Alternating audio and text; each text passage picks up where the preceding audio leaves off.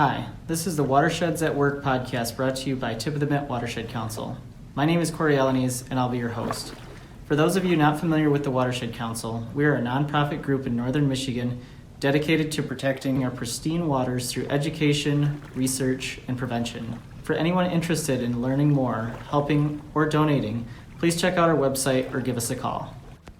This is the first of a three-part septic series that covers our recent septic survey on Lake Charlevoix, conducted by Caroline Keson. This episode explores the type of nutrients that might be affecting your lake's health. Join us as we dive into the sources of these nutrients, what they mean for your lake, the indicators of nutrient pollution, and why homeowners should care. I hope you enjoy. If you want, go ahead and just describe who you are and what you do for the Watershed Council. Sure. My name is Caroline Keson. I'm the Monitoring Programs Coordinator at the Watershed Council, and I'm responsible for most of the water quality data collection activities, including the volunteer programs and a lot of the work that we do for lake associations and grants. Awesome. Thank you so much. How long have you been with Tip of the Mitt? 4.5 years. Okay.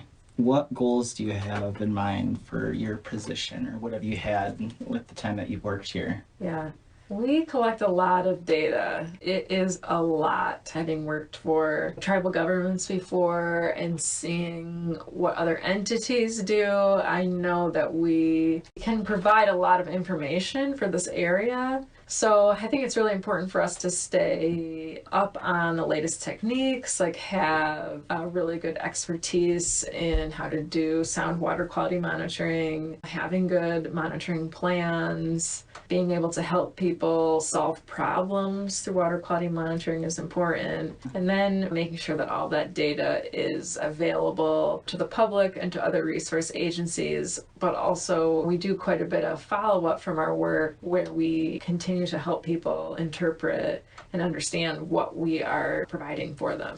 Yeah, so lots of education in addition to collection. A lot of communication, how to communicate. What did we find is important. Definitely. And just working with you and doing the data entry, it's amazing to have that consistency in the steps that you're taking. It's so easy if one person just has it off a little bit that it can throw off the data. Yeah, and our stuff spans decades, so there's no way it would ever be the same person entering something in or analyzing something. And so, making sure that we have using the same protocols for a long time is important. And so, do the protocols ever change? If you're talking decades, say from like the 80s or something like that up until now. Yes, I would say equipment changes quite a bit. It could be the same manufacturer, but they might have a couple different ways of collecting dissolved oxygen. And an older machine might collect it one way and a newer machine might collect it another way. And it's important to know with each project which equipment are you using so that if there's any issues with an older or newer technology, you can figure that out. Other things, that I've noticed that have changed before I got here, we would do something like a shoreline survey, and we would only be looking at, something like green belts and alterations and cladophora. And then as time went on, we started to add more parameters. So we would start to look at erosion because we knew that sediment entering the water would also be adding nutrients. So we kind of, I would say, maybe added things rather than took them away. Okay, that makes a lot of sense. Now, just maybe for a little bit more information, what is a green belt, or how would you describe that? A green belt would be a strip of native vegetation on a shoreline. Native vegetation has really deep roots. It provides habitat for local critters. Usually it is well adapted to the climate and then also the possible, sometimes the wet being on a shoreline, but also sometimes dry. And so native plants are more resilient on a shoreline as opposed to something like hydrangeas or roses, which aren't native and don't really have any extra benefits besides looking pretty. And if you have just a lawn that's mowed straight up to the edge of the lakes, what are the problems that can cause, or what can that do for a lake? Well, typical turf grass does not have very deep roots. I think it's like maybe a centimeter or something. There's a good visualization of it somewhere. But the fact that it has a really small root system means that it doesn't soak up really any water or any nutrients that could be carried in the water. It's also really awful at holding soil on the shoreline, and so a wave could just basically beat at it until it just kind of falls into the water. It doesn't really offer any habitat for any animals. Sometimes people use extra things on their lawns. And then a really big one is geese. Geese love open areas. And so it's kind of a nuisance just like having geese around all the time, but also they add a lot of poop into the grass and then also to the water. So that's not really ideal for anybody either. What can goose poop cause for like swimming? Is there anything that it's like linked to?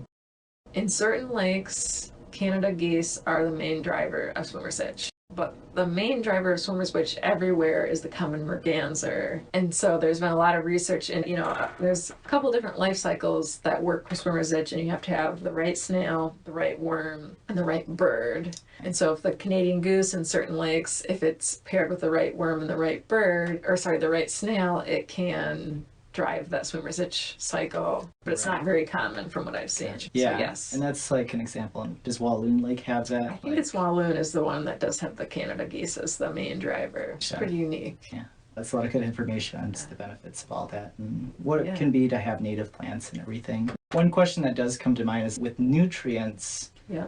I feel like when I first started, it was like I didn't know what nutrients necessarily meant. I thought it was almost like a beneficial thing. So what does that mean from your perspective? That's a good question. So nutrients are the building blocks of life. I mean, they are important. Plants love nutrients. Plants are the main uptake of basically chemical compounds in the water, and the plants take them and they turn them into leaves and stems and things, and then something else can come by and eat it, or it decomposes. And while that's good, there are natural amounts of nutrients in the water.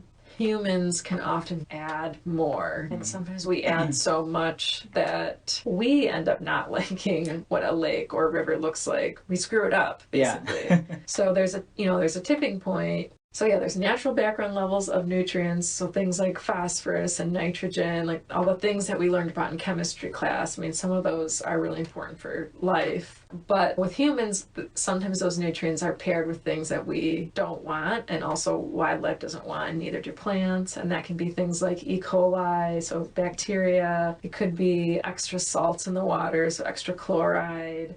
If it's a situation in a really urban environment or industrial, those nutrients could be paired with heavy metals or PFAS or things like PCB. I mean, it's just kind of like the nutrients are okay in very small quantities, but if they're excessive, it can become a problem. And then if they're bringing other things, paired with other things, it can be even more of a problem.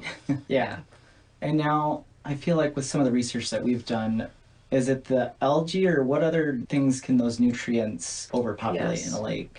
So algae is a big one, and mostly it's Cladophora. So Cladophora is a green filamentous algae, so that means it's really stringy and it grows basically in really long strands like hair. Okay. And sometimes people will say that it feels like cat hair. It's also bright green.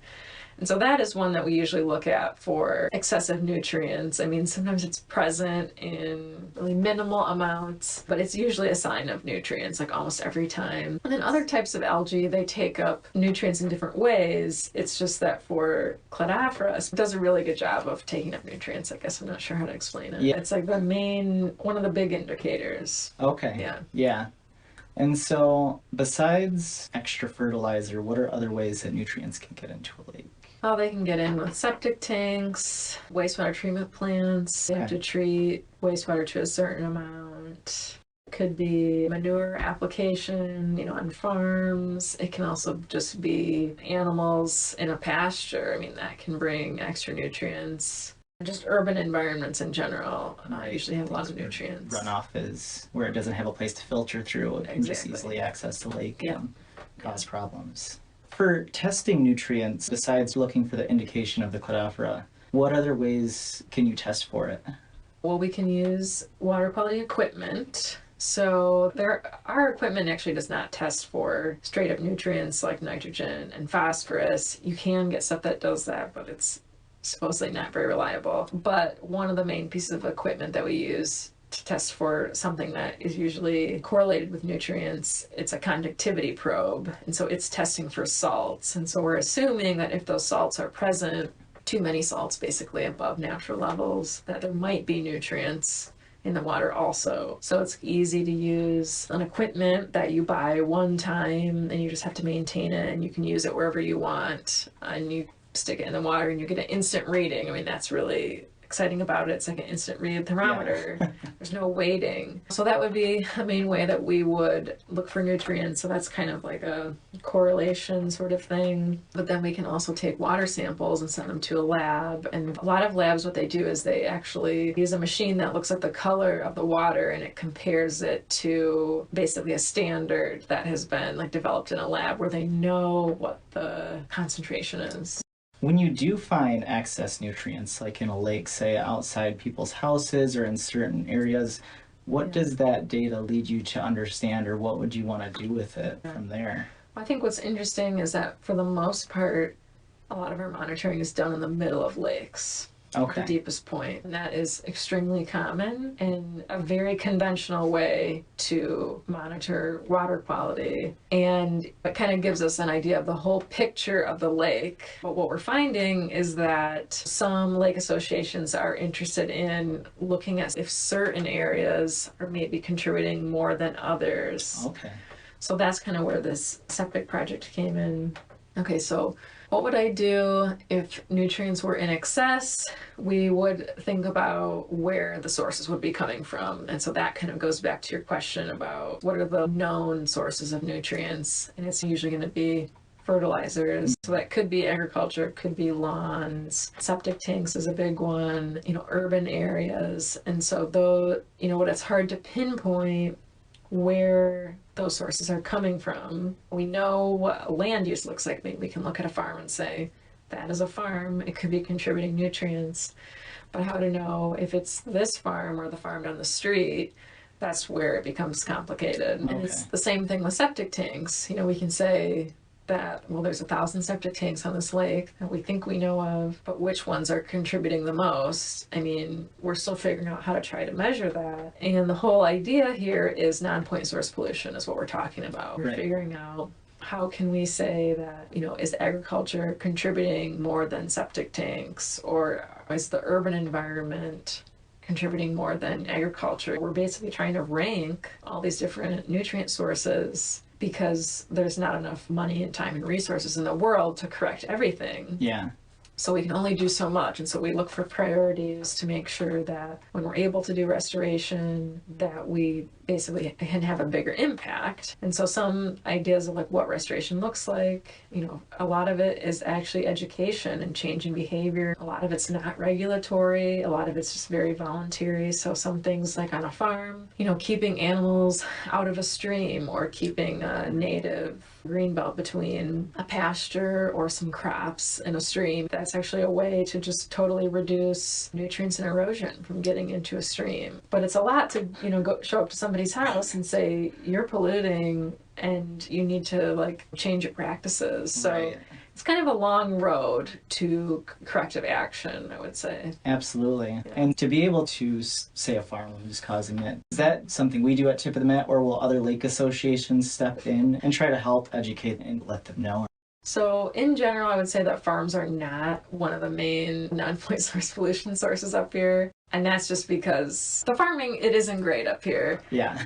But there's a couple ways that can be done. One is there is a program at the state level. It's a voluntary program, and the conservation districts actually sign people up into it. And so the conservation districts go through a checklist with people. And I don't know the acronym. I think it's Michigan Agriculture Environmental Assurance Program. But they have the people that own the farms go through this checklist. Stuff like, do you have your manure in a contained facility, and do you have a cement pad under your fuel station? They just will recommend different things that farms can do to protect land and water. I mean, it's really both. And then they actually will have a sign outside of their farm, and it'll say this farm is environmentally meet verified. I would say for farms specifically, we would ask for help. The Watershed Council would look to a conservation district to help us. And they are already working with farmers. And so that's why we would use that relationship to make changes. That makes sense. Now, so that's for farmers, and so for people with septic tanks, is there another way to incorporate some kind of regulation? That is a great question, Corey. So, septic tanks right now, if you want to get a new septic system, let's say you're building a new house and you want to get a new septic system, you have to go through the health department, and the health department will come out and see if your soil is percolating the right amount, and they will tell you where you can put it. And then once you build it, they never come back.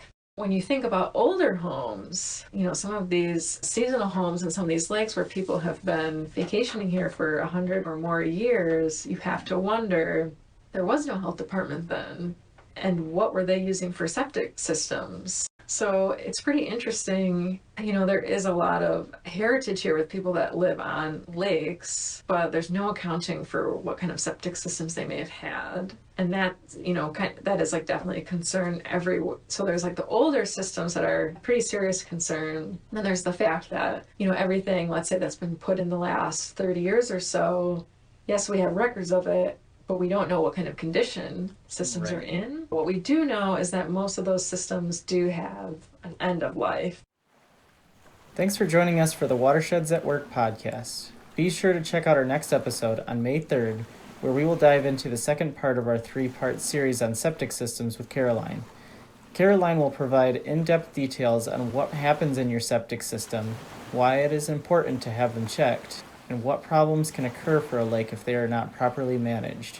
If you're interested in more of our content, check out our icebreakers. Our most recent icebreaker discussed results of the septic survey that Caroline completed, and also how important the policy in place for septic systems are in keeping our lakes clean. We also have plenty of volunteer opportunities coming up in May, like stream monitoring, where you can help us collect data for reporting the health of our streams through Northwest Michigan. It's a fun way to get out and explore, as well as learn something new. To register or get more info, go to the events tab on our website. And if you're looking for more ways to get involved with us, check out our social media pages, become a volunteer, or make a donation to help keep our waters clean. And if you have any questions, please feel free to send us an email at info@watershedcouncil.org.